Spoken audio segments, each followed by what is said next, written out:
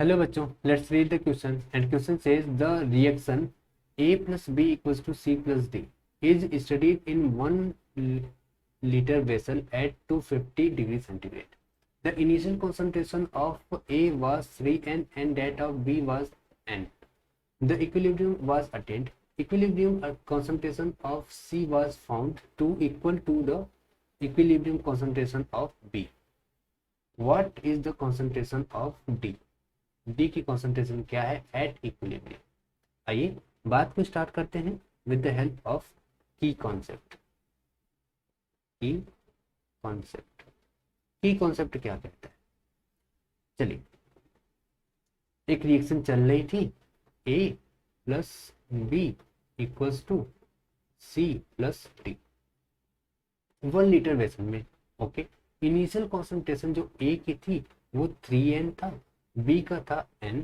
अच्छा, इनिशियल है यानी T इक्वल्स टू 0, अभी रिएक्शन स्टार्ट नहीं हुई है तो इनिशियली इनका जो कॉन्सेंट्रेशन होगा वो 0 रहा होगा।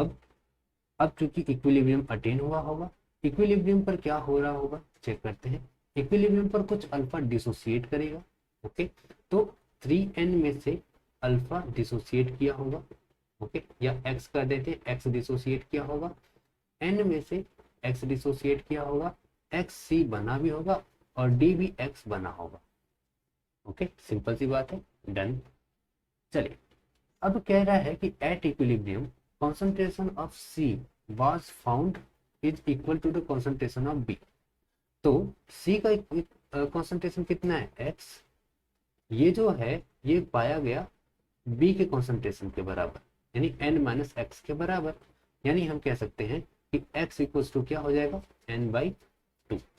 तो अब हमसे सिंपल सवाल पूछा है what is the concentration of D.